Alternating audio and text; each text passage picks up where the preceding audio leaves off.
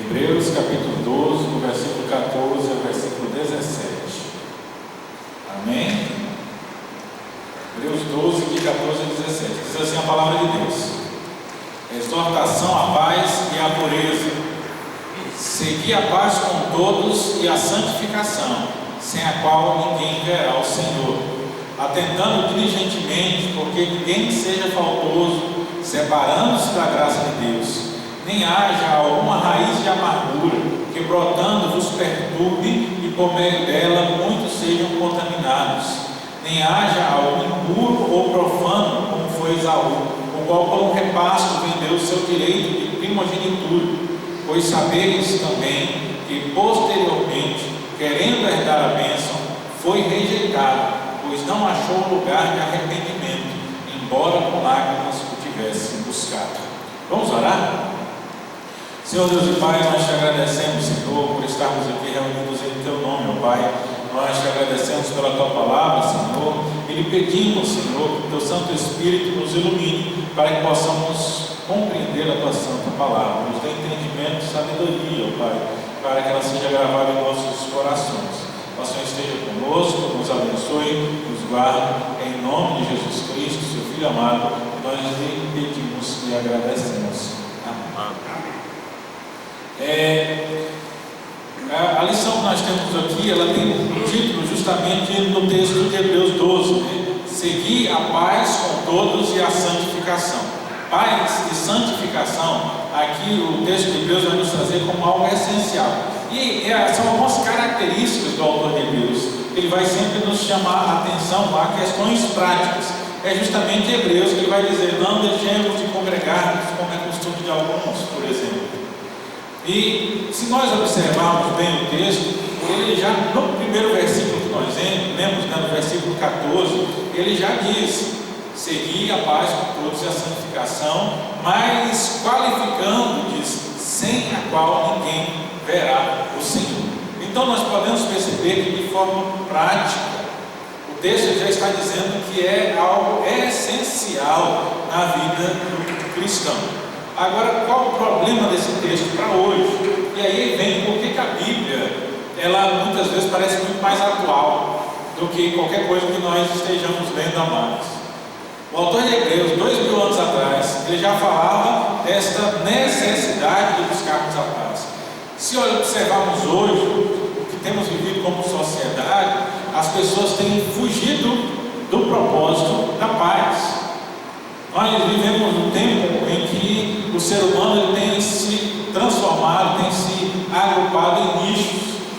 Há muita propaganda, especialmente no meio político do nosso país, de dividir eles contra nós.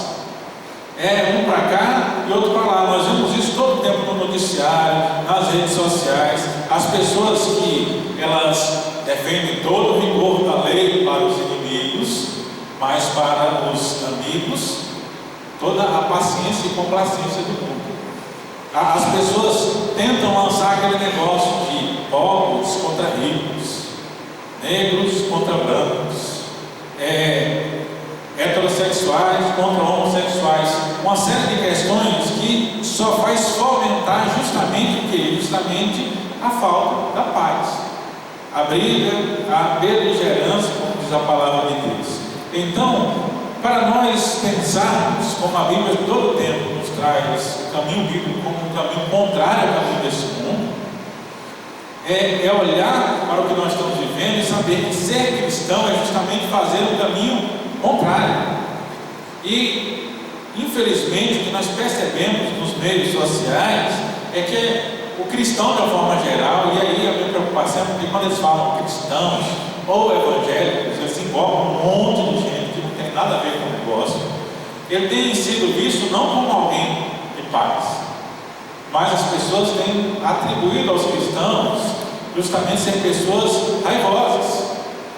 Acho que foi ontem que estava passando lá as notícias, e aí vem uma notícia falando sobre intolerância religiosa no morro, falando que os traficantes proibiram os terreiros de macumba no morro. Só que o que tem por trás disso? Quando a gente vai olhar, tem alguns traficantes que eles se consideram evangélicos. e por conta de alguns pastores que vão colocar suas igrejas lá no morro, né? E para poder os traficantes deixar, eles aceitam esse tipo de coisa, muitas vezes fazem oração ali pelas armas dos traficantes e outras coisas mais, por causa de medo, mas eles escolheram infiltrar no ambiente daquilo, e esses sujeitos que se dizem cristãos perseguem, só que aí a culpa cai sobre quem? Eles vão lá nessa igreja do povo, nesse pastor chegar lá para brigar com essas pessoas.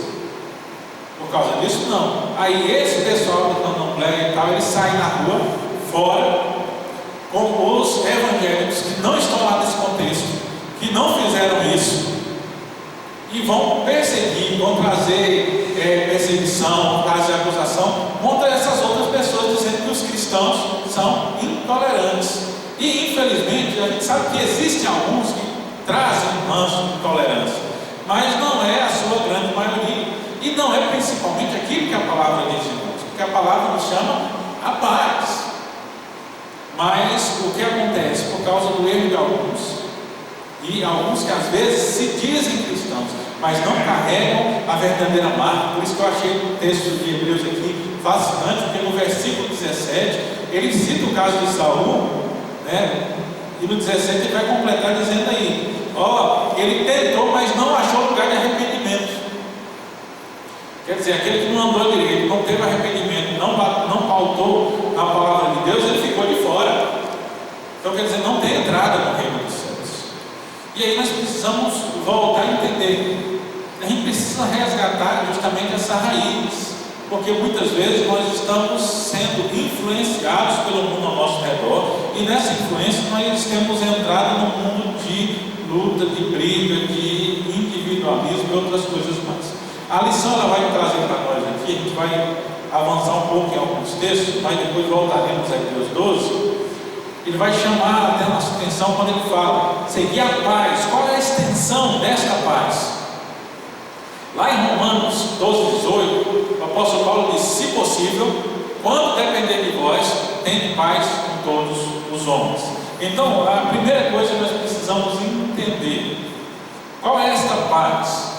Tem muita gente por aí que gosta de usar a velha saudação judaica, né? Os judeus saudavam-se Shalom. Shalom, traduzido, é paz do Senhor, a paz que vem do Senhor, a paz de Yahvé. É um significado não somente de falta de tribulação, mas paz significa uma tranquilidade que está acima dessa questão da tribulação. Ela significa um bem-estar, uma prosperidade, um crescimento. Então, quando eles saúdam dizendo paz, ou dizendo Shalom, como era costume dos judeus, está desejando ao outro que tenha uma vida próspera, uma vida tranquila. Mas quando a gente salva os outros com a paz, a gente precisa entender esta extensão. Esta paz que fala, muitas vezes ela não é acompanhada pela atitude de paz na vida daqueles que dizem paz para os outros. Acho que eu já citei, talvez eu tenha citado aqui, que estávamos no interior, e a gente sabe que quem gosta muito desse termo são os nossos irmãos lá do meio pentecostal. Eles gostam de falar a paz do Senhor, né? A gente não tem muito esse costume, mas é interessante alguns acontecimentos, porque eles saudavam a paz do Senhor. Só que os irmãos vinham para mim falando: pastor, olha, acontece assim, quando o irmão às vezes estava voltando, os irmãos gostavam do futebol, aí quando eles estavam voltando para casa do futebol, que ele vinha com a roupa ali, bermuda e tal, o irmão que saudava todo mundo com a paz passava, ele não saudava com a paz porque estava de bermuda. Se não tivesse de calça comprida, ele não saudava o outro com a paz. Outro caso, com as mulheres, se a mulher não tivesse de saia, tivesse de calça, eles não saudavam com a paz. Aí, esta paz que eles falavam, ela está sendo acompanhada da verdadeira paz que a palavra está dizendo. Nesse sentido, nesses acontecimentos, não estava sendo acompanhada da verdadeira paz. Por quê? Qual é a ação? O que é que Paulo declara lá em Romanos? Ele diz: se possível, ele está dizendo assim que é uma paz que tem que passar tudo. Porque às vezes as pessoas acham que crente, não, porque vocês defendem a paz, vocês não podem fazer nada. Então o pessoal chega e acha que tem que ficar batendo na cara do crente, o crente não fazer nada. Você vê que Paulo fala, se possível. Quando ele fala se possível, quer dizer que tem horas que não é possível, né? Então tem essa situação também. Mas ele coloca, se possível, e quando depender de você. Então, se depender de você, você deve ter paz com todos os homens. E todos aqui ele não está falando só com os crentes, só com aqueles que declaram a mesma fé. Mas ele diz, se possível, quando depender de vós, tenha paz com todos os homens.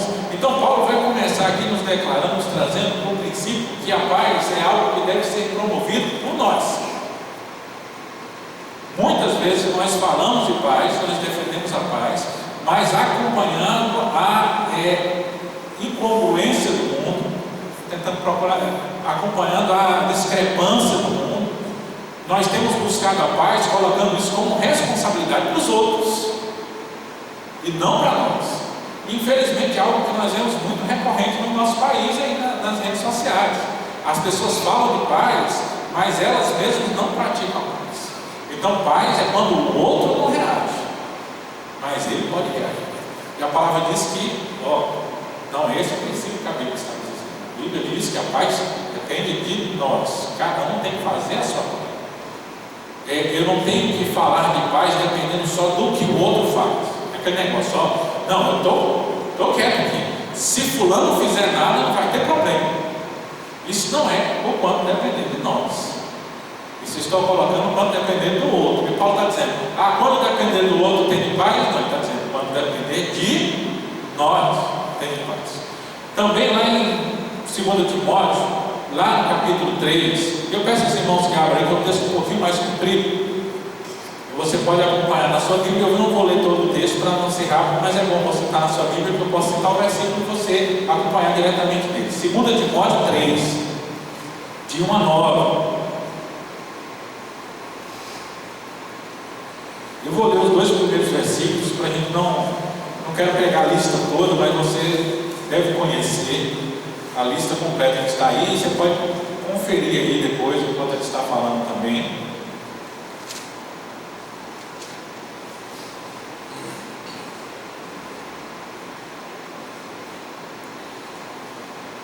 Segunda Timóteo 3, vou ler os versículos 1 e 2 a princípio. Sabe, porém, isso, nos últimos dias sobrevirão tempos difíceis, pois os homens serão egoístas, avarentos, jactanciosos, arrogantes, blasfemadores, desobedientes aos pais, ingratos, irreverentes. A lista segue o versículo 3 e o versículo 4. Lá no versículo 5 ele diz, tendo toda forma de piedade, negando-lhes, entretanto, o poder, foge também desses. Um dos meus versículos preferidos desse texto é justamente o 5. Tendo forma de piedade. Isso aqui é o que muitas vezes chama a atenção. O que é que ele quer dizer quando ele fala tendo forma de piedade? É que às vezes o pessoal, esse povo vai parecer que é cristão.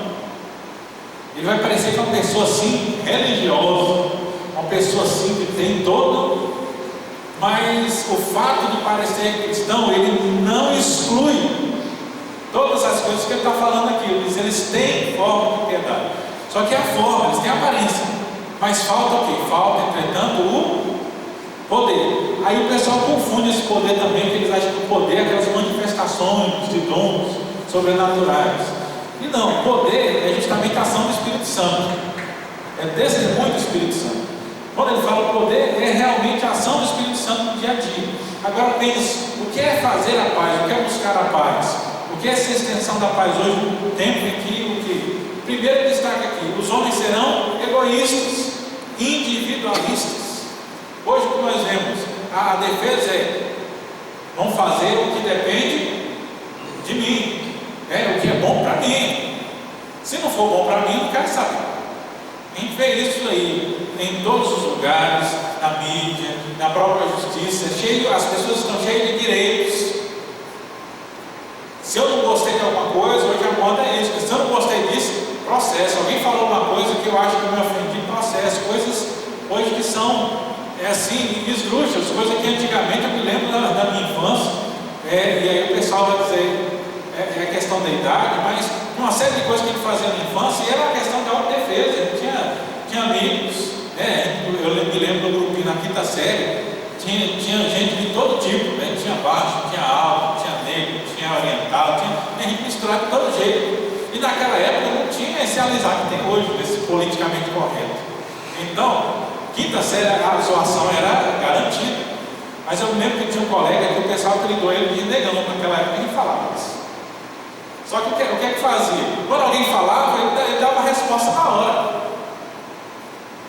Então, havia brincadeira, mas havia respeito e havia autossobrevivência. Hoje em dia tem gente que tudo ele faz, principalmente no mundo de redes sociais, as pessoas se aproveitam dessas coisas para escalar, para fazer um auê, para poder ganhar seguidores, para poder ganhar visualização. Mas o que tem buscado é o quê? É individualmente, o que eu quero. Então eu vou fazer isso, ninguém pode me dizer que eu estou errado. Não importa se a minha atitude ela é maléfica ou pode estar prejudicando outras pessoas, às vezes está prejudicando a mim mesmo. E isso no meio cristão é algo muito complicado, porque a nossa função, principalmente a função da liderança da igreja, é muitas vezes chamar a atenção do irmão e dizer: meu irmão, esse jeito que você está vivendo não é condizente com a palavra.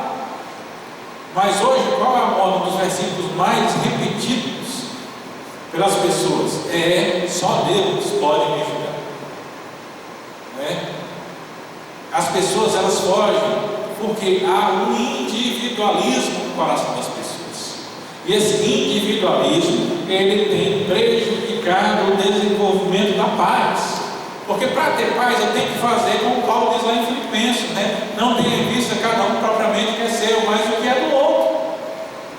Então, primeira coisa, individualismo. A segunda que ele vai citar, o homem hoje em dia ele é exaltado, ele acha que ele pode, ele deve tudo e tudo tem que ser feito. E infelizmente nós temos uma geração que está sendo criada hoje, geração que está chegando o que seria a idade adulta hoje, porque hoje eu já não sei mais, algumas pesquisas falam que o pessoal está estendendo a adolescência até os 30 anos hoje em dia. Muita gente está estendendo até. Antigamente a gente fazendo 16, 17, 18, você tinha que já dar conta de alguma coisa. Hoje em dia está mais diferente. Mas essa geração ali, entre os 15 e os 20 e poucos anos, tem muita gente que acha que o mundo ele vive em torno dele. Você vai na escola, os alunos acham que tudo tem que ficar em torno dele. Isso não é de hoje. Eu dava aula lá na Bahia, há uns 10 anos atrás praticamente. E aí, numa turma que eu dava aula nessa turma era primeiro ano, era aula de física.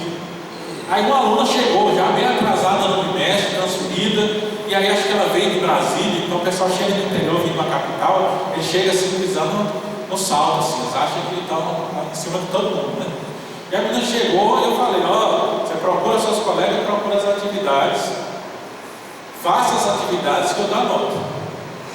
E segui a minha aula. E foi que nada da menina apareceu. Quando chegou no final, a menina foi conversar, daí veio o professor de não. Eu já falei para ela que ela procure o caderno, a minha nota, mais da metade da nota era atividade no caderno. Procure os colegas, olhe as atividades, copie as atividades e traga para poder dar o visto que eu vou dar nota. Se ela não trouxer, ela vai ficar sem nota.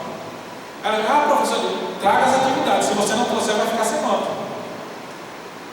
Foi preciso passar vários meses e ela correu o risco de ser reprovada para chegar praticamente no último mês de aula, ela correu para fazer tudo. Por quê? Porque achava que eu tinha a obrigação de ir atrás dela para poder dizer para ela o que ela tinha que fazer. Só que hoje está muito pior. Hoje, muitas vezes, as autoridades cobram os professores, que atrás dos alunos, os alunos não têm mais responsabilidade de aprender.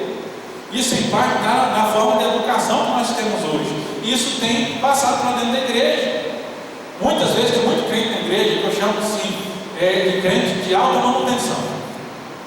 Esses dias que me mandaram um vídeo, eu achei muito interessante. O sujeito falava de amizade de alta manutenção. Ele dizia assim: eu não tenho muita paciência para uma amizade de alta manutenção. O sujeito que acha que eu tenho que ligar para ele todo dia eu tenho que conversar. Quem me conhece sabe o seguinte: minha mãe tem hora que liga para mim porque eu passo uma semana sem falar com ela. Aí já está de prova. Eu não tenho muita paciência para ligação. Então, mas há muito cristão que ele é o crente de alta manutenção. Ele acha que a liderança tem que ficar indo atrás dele, e tem que ficar procurando. Meu irmão, o que está acontecendo? O sujeito de repente ele fica desgostoso com alguma coisa, ele sobe da igreja e acha que ele tem a obrigação de pegar lá, vamos minar, o que é que foi, o que é que aconteceu. As pessoas não estão assumindo as suas próprias responsabilidades. Por quê? Exaltação. Eles acham que tem o direito. Eles se esquecem lá que a palavra de Deus ela fala que a liderança dá no poder às igrejas, tem obrigações para com a igreja e vão prestar contas diante de Deus. Mas a salvação é individual. Lá no versículo 17, lá de Hebreus, ele fala que Esaú não conseguiu entrar porque não achou lugar de arrependimento. Ele não se arrependeu, ele não foi atrás.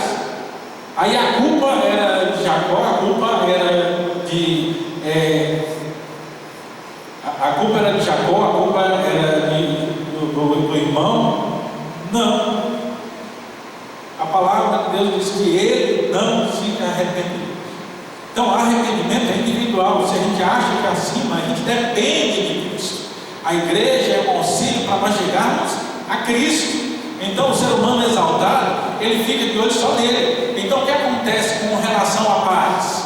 A pessoa que é exaltada, ela acha que o outro tem a obrigação de vir pedir desculpa.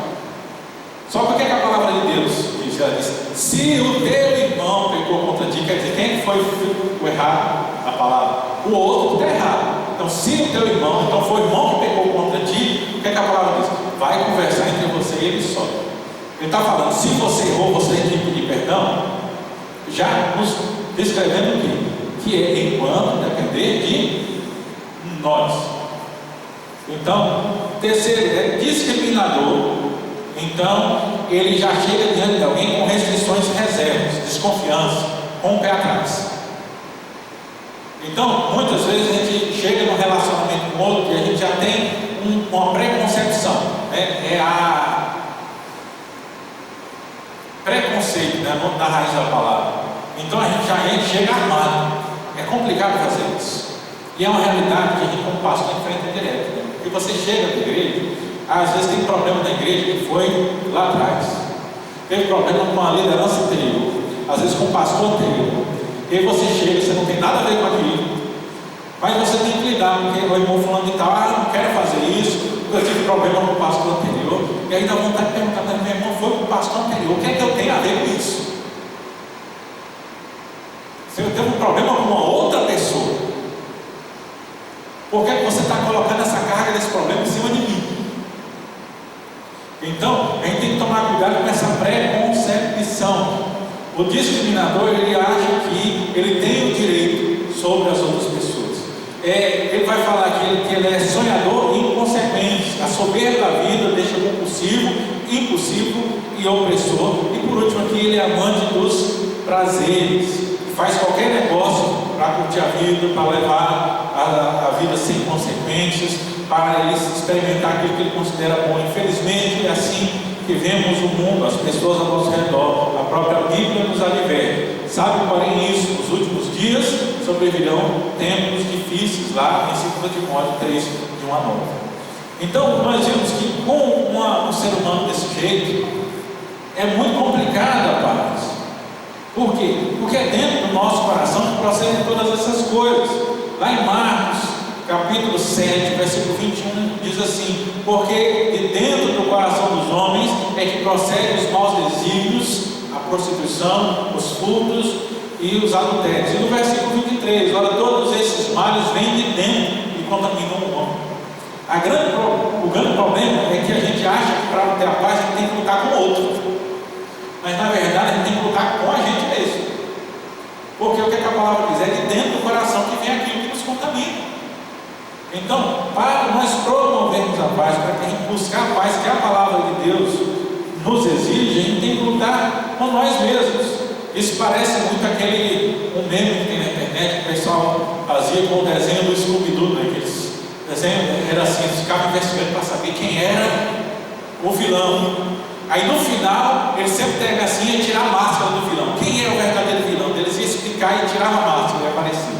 Aí o pessoal pegou esse meme, né? E fica lá. E o verdadeiro vilão é. E aí quando ele tira a máscara, está a cara do próprio cara que está apresentando. Dizendo, na verdade, o verdadeiro vilão, muitas vezes somos nós. Aí o pessoal usa para tudo, né? Aí o pessoal que está fazendo dieta para poder emagrecer e não consegue emagrecer. A culpa é de quem? A culpa é sua.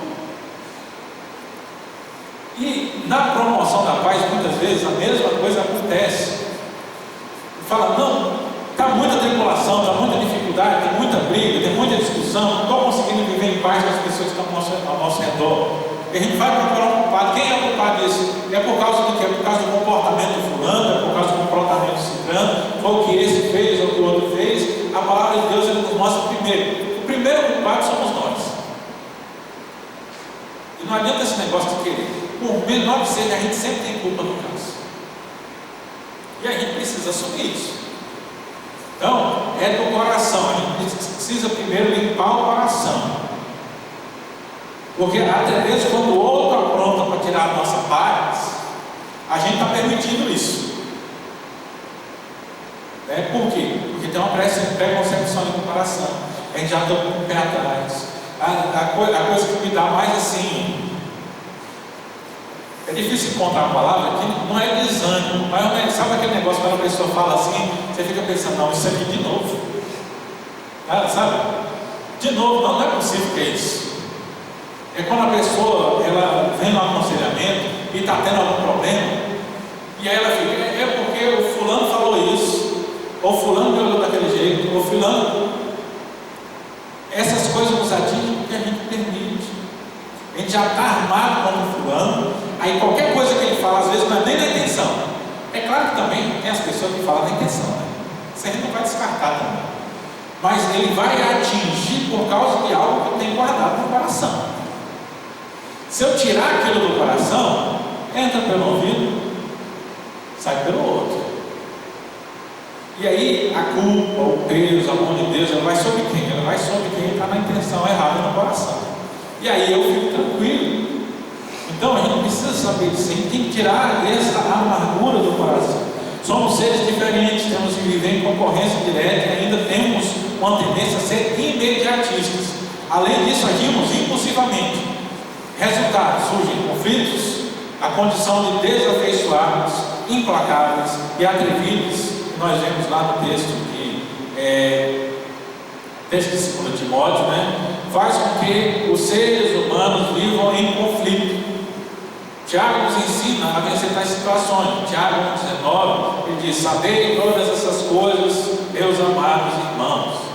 Todo homem seja pronto para ouvir, tardio para falar e tardio para se irar. E ainda completa, porque a ira do homem não produz a justiça de Deus. O que eu gosto mais do texto é justamente o finalzinho. A ira do homem não produz a justiça de Deus. Muitas vezes ele fica irado, querendo que Deus acabe com o sujeito. Só que quanto mais irado a gente fica, menos Deus castiga.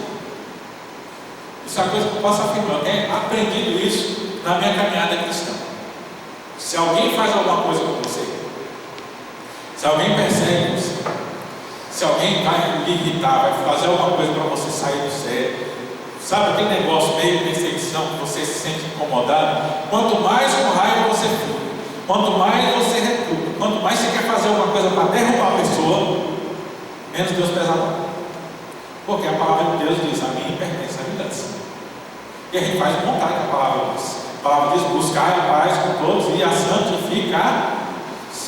As consequências elas vêm da mão de Deus. Se eu paro de querer fazer justiça nas próprias mãos, se eu paro de ser,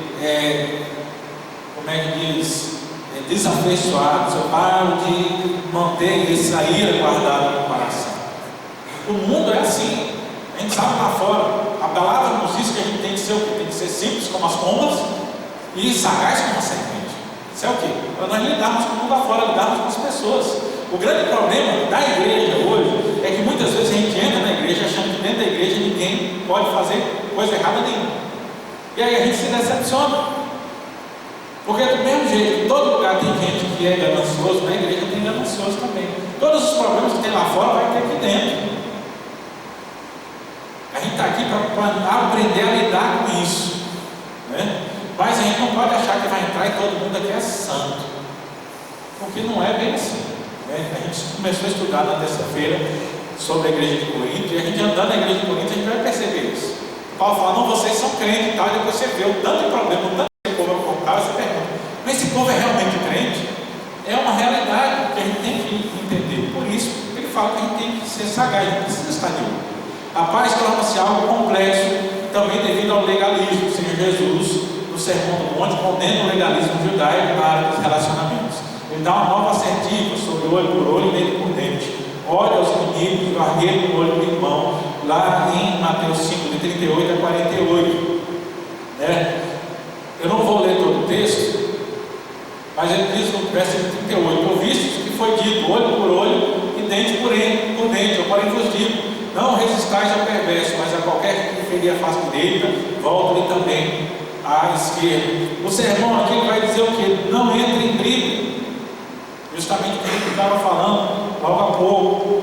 Ele vai nos chamar a atenção que esse procedimento de amar o que nos ama, lá no versículo 46, ele vai dizer: porque se amares o que vos amam, que recompensa tendes? Não faz os publicanos também o mesmo? No versículo 44, que é bem conhecido, ele diz: eu, porém, vos digo, amai os vossos inimigos e orai pelos que vos perseguem. Eu gosto sempre de lembrar isso, para promover a paz. A gente tem que aprender esse versículo 44 de Mateus 5, porque ele diz: orai pelos vossos inimigos. Aí vem os irmãos no aconselhamento e falam: mas pastor, eu não consigo. Eu falo: irmão, você não consegue porque você está querendo virar amigo para poder orar pela pessoa. A palavra diz para você orar enquanto é inimigo. E orar pelo inimigo, às vezes, é orar com raiva mesmo. A gente quer tirar a raiva do medo, a gente quer tirar a dificuldade, a gente quer tirar tudo aquilo que a gente acha que tem direito de falar na briga, para depois que tudo estiver bem reconciliado, eu começar a orar. Só que a palavra não diz: faça os inimigos amigos. Esse é um processo que vem da oração. Diz: orai pelos vossos inimigos, e orai pelos que vos perseguem. Então, a ação enquanto é inimigo e enquanto é perseguido. E aí vem a nossa dificuldade. A gente tem muita dificuldade na paz, muitas vezes dentro da igreja, porque a igreja tem muita briga, É igual casa que tem muito irmão. Os irmãos sempre brigam, Quando é um negócio assim grande, tem muitos, geralmente faz os grupos, já viu, onde tem 4, 5 irmãos, geralmente assim, é 2 contra 2, Ficam os dois de um lado, dois do outro, sempre tem a briga. Agora, quando alguém vai bater em um, alguém de fora chega para bater em um, junta todo mundo para poder defender. E aí dentro da igreja diz que é irmão, e aí quando briga, a gente, mas isso não devia acontecer aqui. Realmente não deveria, pelo propósito de Deus, mas a nossa natureza humana vai fazer acontecer. Mas no versículo 44 ele fala justamente isso: orai pelos inimigos, amai os inimigos. Então eu não posso ficar olhando e alimentando ódio. Às vezes eu fico aqui só pensando: se eu encontrasse, eu ia falar isso. Eu fico alimentando só o ódio, mas eu não oro pela pessoa. Aí o ódio não passa nunca. Aí eu fico esperando o ódio passar para poder orar, para poder amar, e aí não passa nunca. Por quê? Porque a Bíblia fala justamente que eu devo amar o inimigo e orar pelo perseguidor, porque é amando e orando que essas coisas vão consertar. Aí sem oração e sem amor não vai consertar nunca. Aqui ele vai voltar mais uma vez ao texto de Hebreus, quando ele diz o quê? Enquanto depender de vós. Romanos lá vai nos dizer. Então, lá no versículo 14 de Hebreus: segui a paz com todos e a santificação. Ele vai nos mostrar que nós somos separados da graça de Deus. Hebreus 12, versículo 15 diz: atentando diligentemente para que ninguém seja faltoso, separando-se da graça de Deus, nem haja alguma raiz de amargura que brotando vos perturbe, e por meio dela muitos sejam contaminados. Então, cuidado para não haver ninguém que fuja desta ordenança do Senhor e não deixar a raiz de amargura ficar ali para brotar. Porque brotando vai perturbar. Sabe qual é o problema? Segundo o contexto do versículo 15 de Hebreus 12, muitas vezes nós temos, ao invés de cortar a erva daninha, a gente tem cultivado. Ao invés de arrancar a raiz de amargura, a gente tem molhado ela assim, ó o brotinho tão verdinho, tão bonitinho. E a gente fica ali, não, vamos cultivar, não está bonito aqui, é para não ter nada, e a gente está cultivando a amargura, ao invés de corta ela fora. E aí ele vai nos advertir com o exemplo de Esaú. A raiz de amargura, o versículo 16 de Hebreus 12, vai dizer: nem haja algum impuro ou profano como foi Esaú, o qual por um repasto vendeu seu direito de primogenitura, pois sabeis também que posteriormente, querendo herdar a bênção, foi rejeitado, pois não achou lugar de arrependimento. Se não houver lugar de arrependimento, se não houver lugar de transformação, se a gente continuar nutrindo a raiz de amargura, aquilo vai crescer e vai nos sufocar. Isso tudo acontece por quê? Porque a gente vem e esquece o texto bíblico, e ao invés de ser o promotor da paz, a gente fica esperando a atitude dos outros para poder ter paz. Então, nós precisamos ver isso. Como cristãos, a gente já vive num mundo muito atribulado, que nos traz muitas dificuldades e perseguições por conta da nossa fé. Aí, para completar isso, no meio cristão ainda fica os crentes brigando, debatendo um com o outro. Aí eu olho para a história da igreja, uma coisa que me chama a atenção. Se você reparar na história da igreja, os momentos da história em que a igreja mais cresceu foram os momentos de perseguição. A ponto de que às vezes algumas pessoas falam: então vamos orar para que venha perseguição para a igreja crescer. E eu gosto muito da palavra do reverendo Augusto Nicodemos a respeito disso. Ele fala: meu irmão, esse não é o melhor caminho. E realmente foi o momento que mais cresceu, eram os momentos de perseguição. Mas a perseguição é um remédio muito cruel e amargo. A gente não deve recorrer a ele. Mas aí o que é que nós vamos encontrar? Por que a igreja vai crescer no momento de perseguição? É porque quando aquilo que está fora, ele é muito poderoso e nos oprime de uma forma tal, nós não temos tempo para ver as diferenças internas. Porque quando a igreja está sendo perseguida, quando o pessoal tem medo de perder a vida, quando ser cristão é algo que é muito difícil e é preciso uma fé muito grande para você continuar, você não olha na palavra difícil do irmão, você não repara por causa do que alguém fez isso, você não fica em disputas menores, porque você está preocupado com algo maior, você está preocupado com a dificuldade maior que você está enfrentando. Então, se a gente não gasta tempo brigando por essas coisinhas menores, a igreja desenvolve.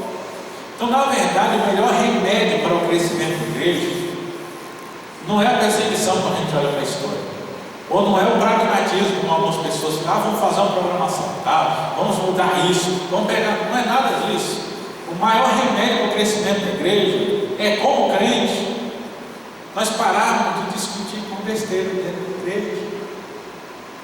Se a gente concentrar naquilo que é privilégio, aquilo que é principal, se a gente concentrar no nosso tempo em adorar a Deus, ao invés de ficar olhando nas atitudes dos irmãos, se eu concentrar o meu tempo em estudar a palavra, ao invés de eu ficar vendo o que é que o outro está fazendo de errado, ou está reclamando daquilo que o outro faz, se eu me concentrar em dar graças a Deus para cada um que resolve fazer alguma coisa pelo reino de Deus, ao invés de ficar medindo ou dizendo que eu faria de uma forma diferente, ou isso ou aquilo, a igreja ia crescer de uma forma tal que vocês não iam imaginar.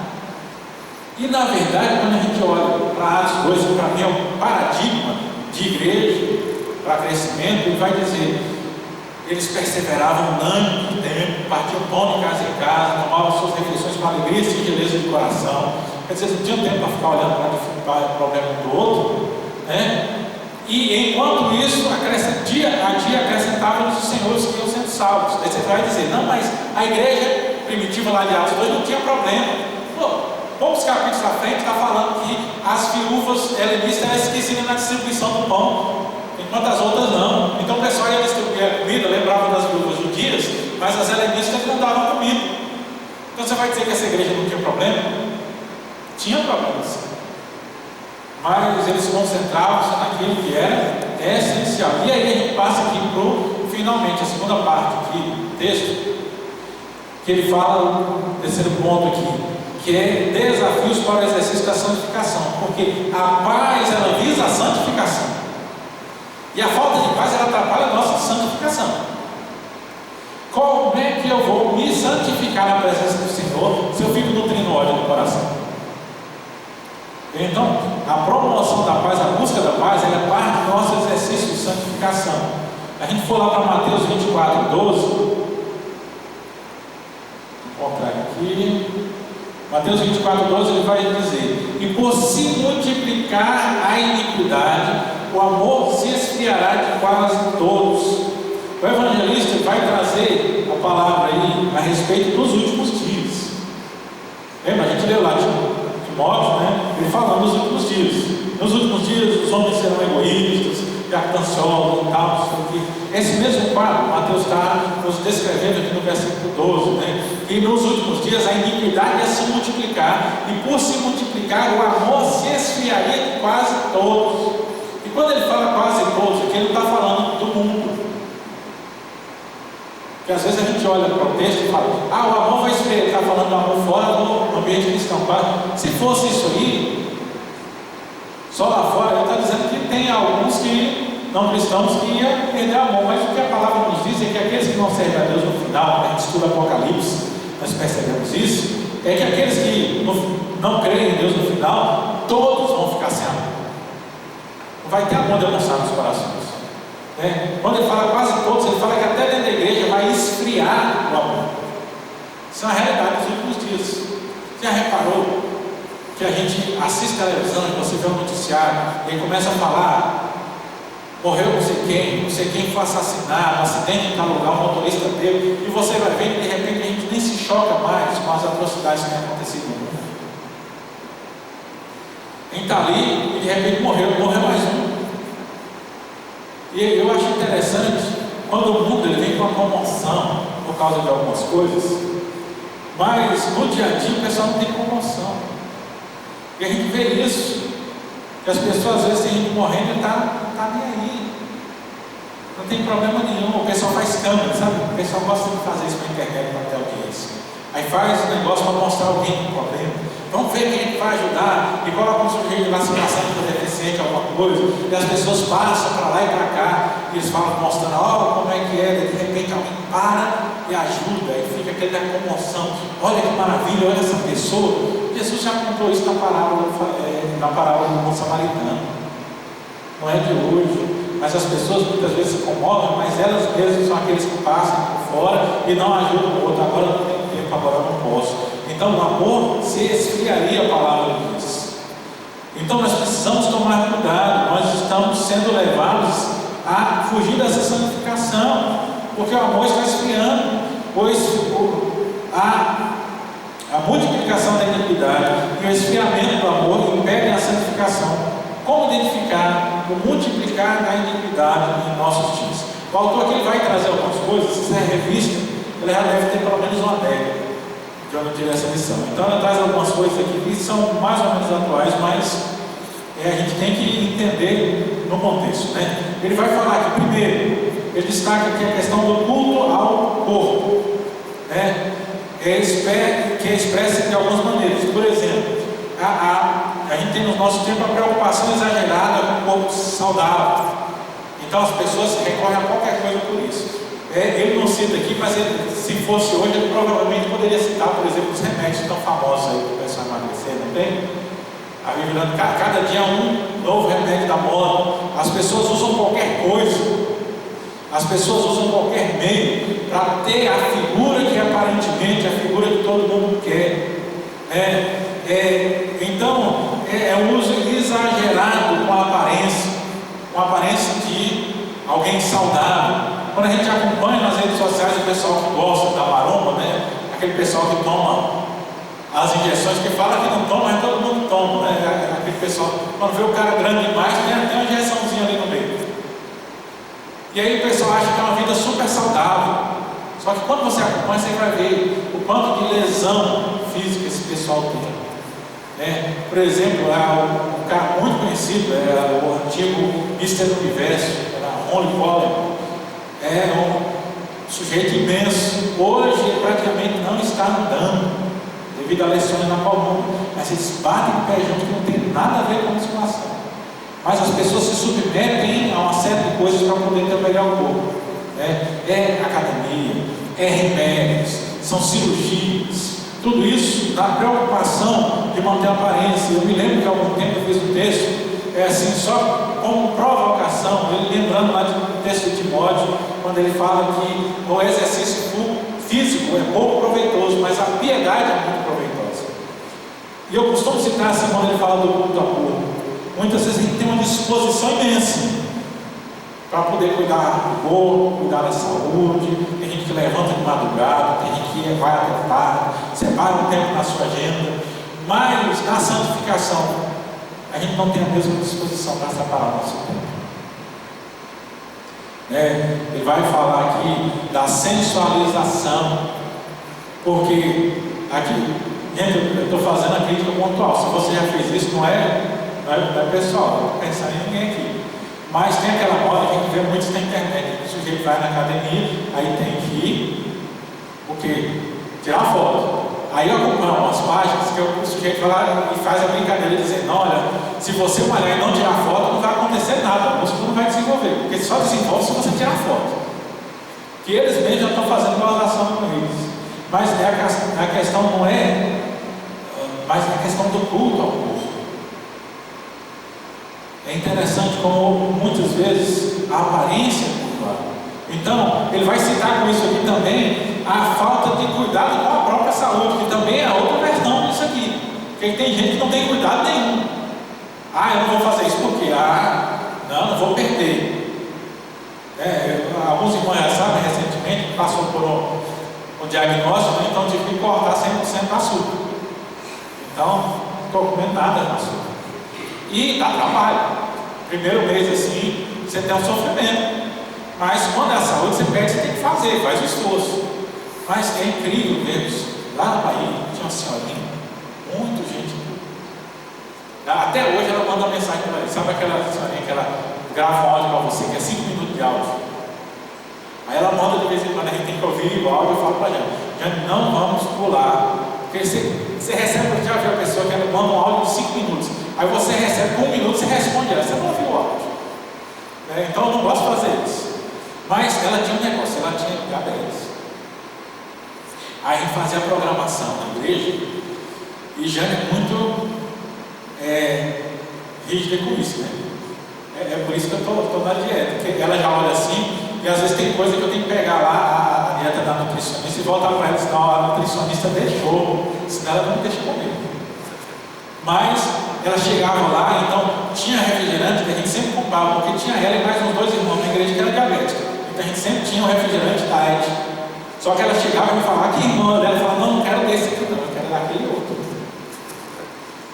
E aí tinha um bolo na igreja, aí ia cortar o bolo, ela vinha, a gente não estava cortando o bolo, cortava o bolo, aí pegava aquele glacê, né? Ela cortava o bolo e tirava o glacê e dava para ela. Pensa uma mulher que fazia uma cara feia, você tirava o glacê de cima do bolo para dar para ela. A palavra fala: falta de cuidado. A pessoa sabe que vai fazer mal, mas vai lá, isso aí é o que? A gente está dentro, é pecado também. Assim como o culto ao corpo é pecado, o desleixo com o corpo também é pecado.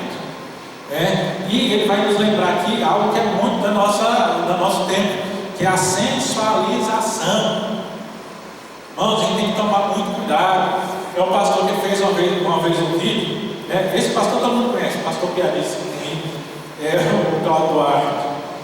Ele dizendo que um dia estava andando na rua e viu a ovelha dele com uma roupa assim, e disse: meu Deus, tosquearam meu filho.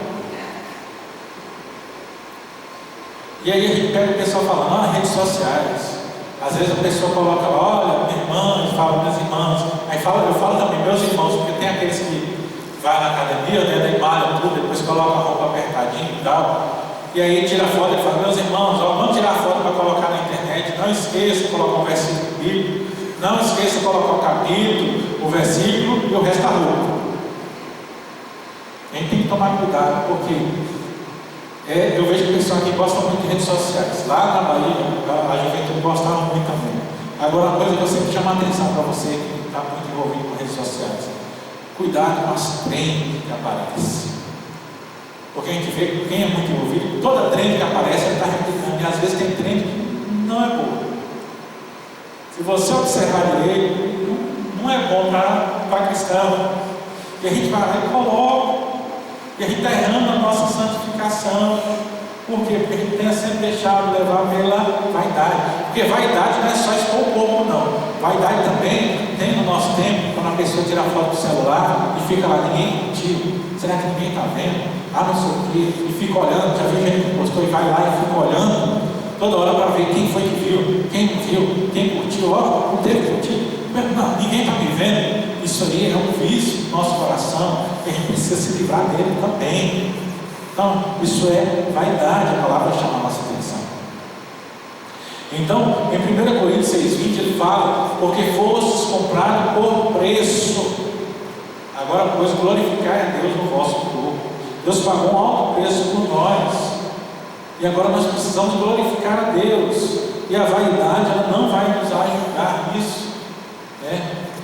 Ele chama aqui a nossa atenção a mais 4 pontos, 5 pontos aqui, que eu vou passar rapidamente. Primeiro, ele chama a atenção à glorificação a Deus, o exercício da santificação. Nós fugimos dos desvios éticos. A prática muito comum hoje em dia é resolver as coisas do jeitinho brasileiro. E no Brasil a gente sofre com isso, porque a gente é tendencioso ao jeitinho brasileiro.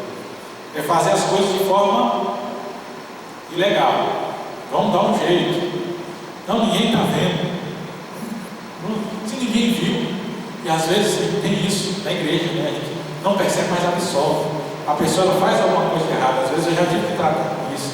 E é, vamos dizer, doloroso para liderança, mas a gente tem que tratar com isso. Às vezes o irmão peca, aí ele some um pouquinho,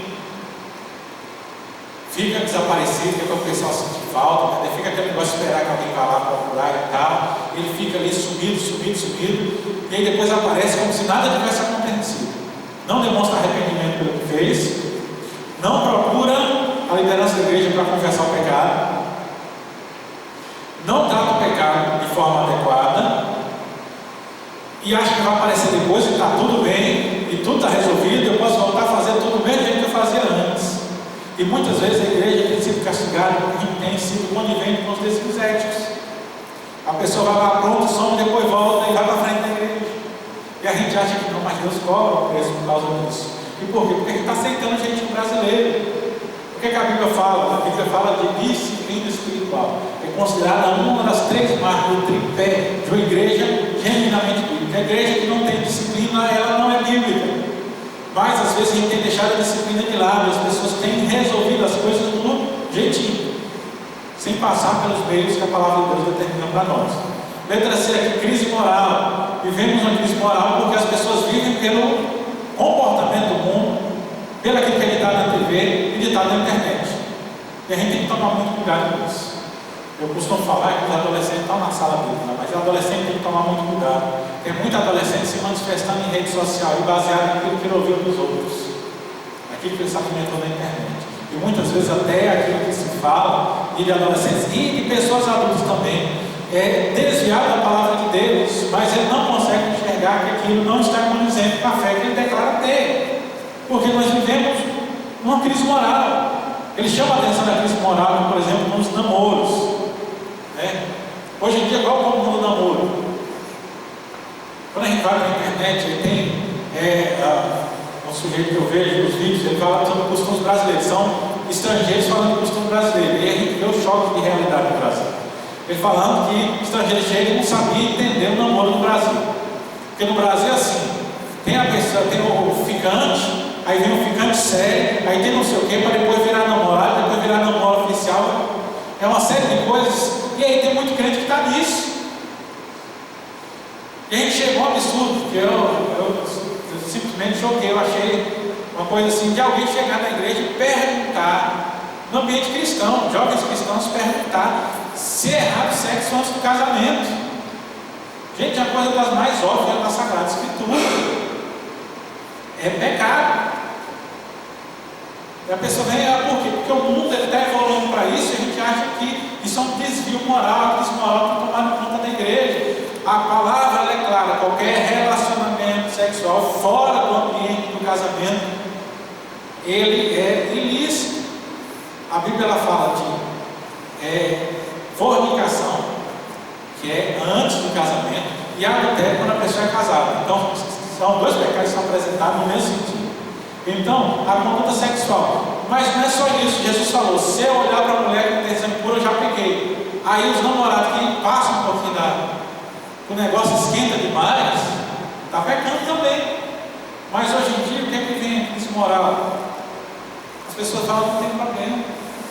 Ah não, isso aí, não, como é que você vai ter? Tem muito crente naquela ideia. Ah não, isso aí a gente não experimentar antes, como é que vai ser?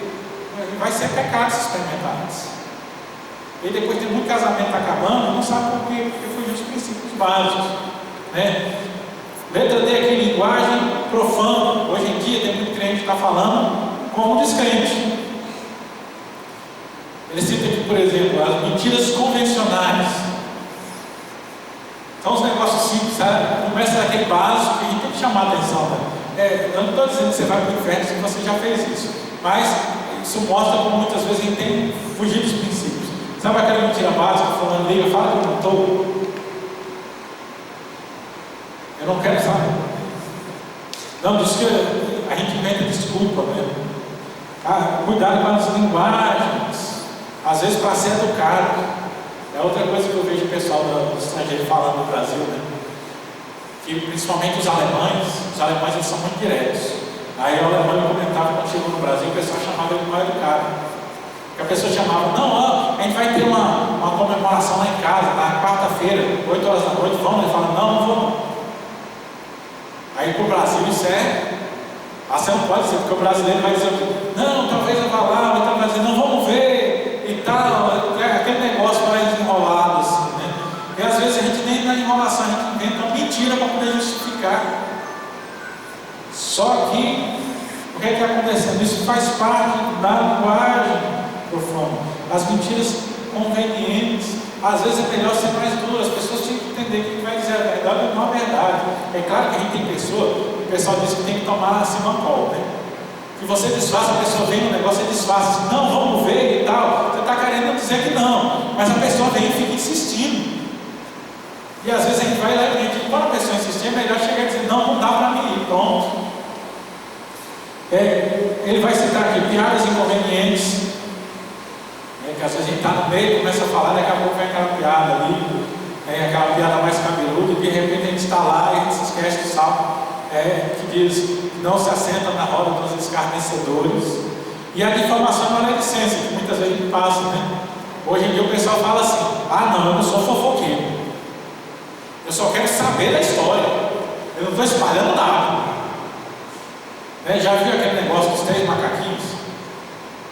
Um com a mão na boca, o outro com a mão nos ouvidos e o outro com a mão nos olhos. Ali é para a parte do princípio, se não me engano é grego.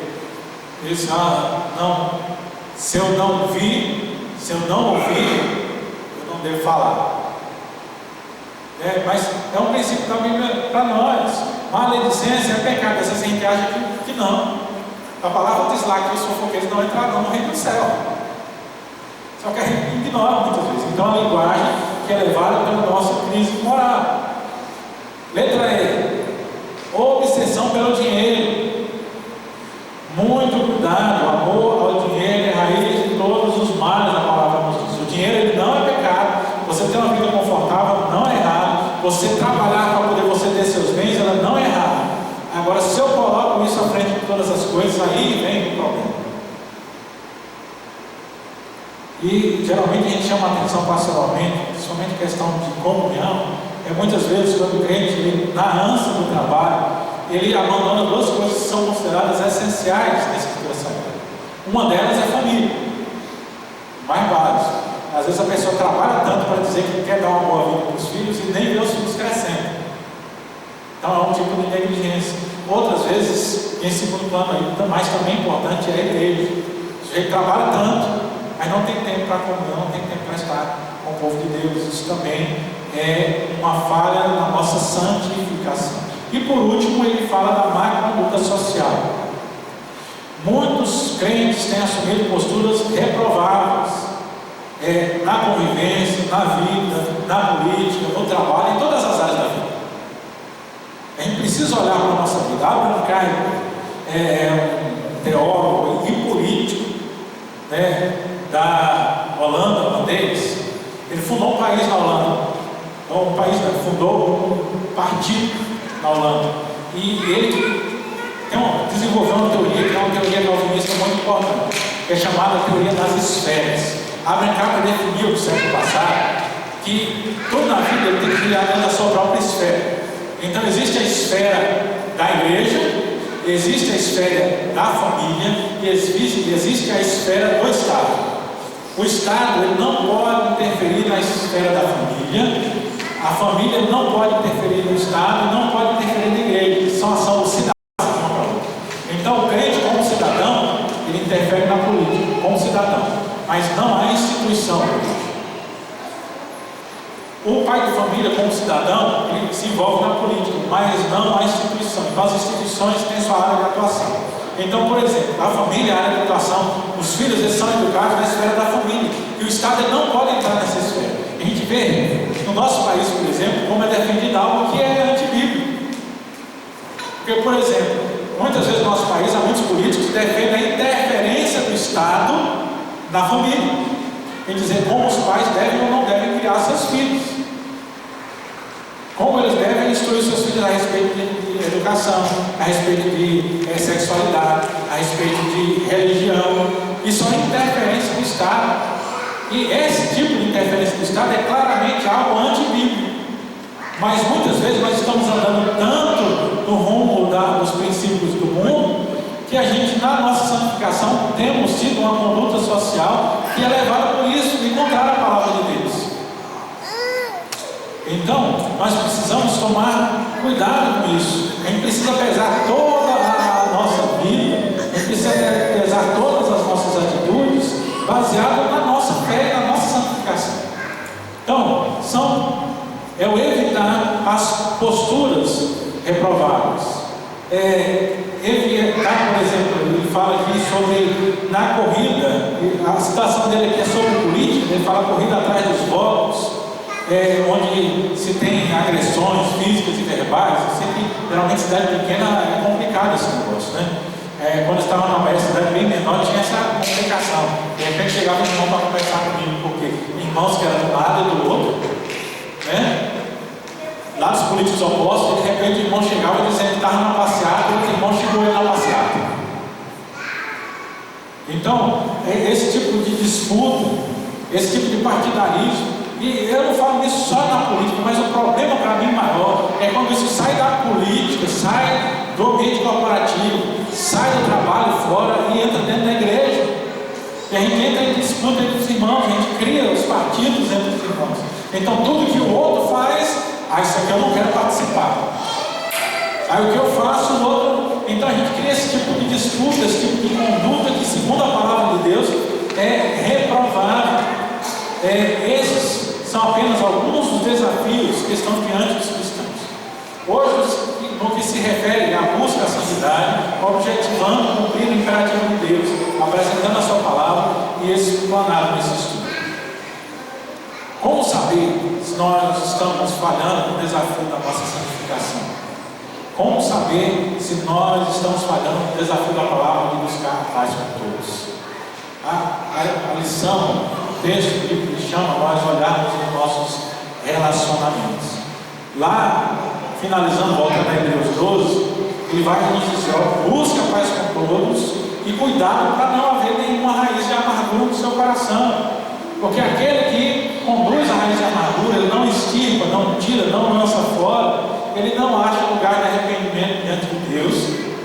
E o que é que diz o versículo 17? Ele é rejeitado quando tenta herdar a bênção. Então a palavra ela nos traz um imperativo essencial para nós. Se eu quero receber a bênção de Deus, e a bênção que ele está falando aqui é a vida eterna, se eu quero ser salvo, se eu quero buscar isso, eu preciso entender que essas coisas aqui, quando ele fala a respeito da busca da paz e a respeito da santificação, são impeditivos. Se eu não observar e não buscar trabalhar essas coisas, são coisas que podem nos manter longe. E é interessante aqui que o exemplo de Esaú vem justamente nos mostrar que existem algumas pessoas que elas são tiradas fora. E na igreja, às vezes, tem alguns que vão ficar de fora. A corrida é que não sejamos nós esses que vão ser deixados de fora. Por quê? Porque ao contrário, nós vamos olhar no nosso dia a dia, não que a gente é perfeito, mas que nas nossas imperfeições vamos buscar diante de Deus, transformar o nosso coração para o quê? Para buscar a paz com todos, buscar a santificação do nosso Senhor Jesus Cristo, não só dentro da igreja, mas também em toda a nossa convivência fora da igreja. Amém?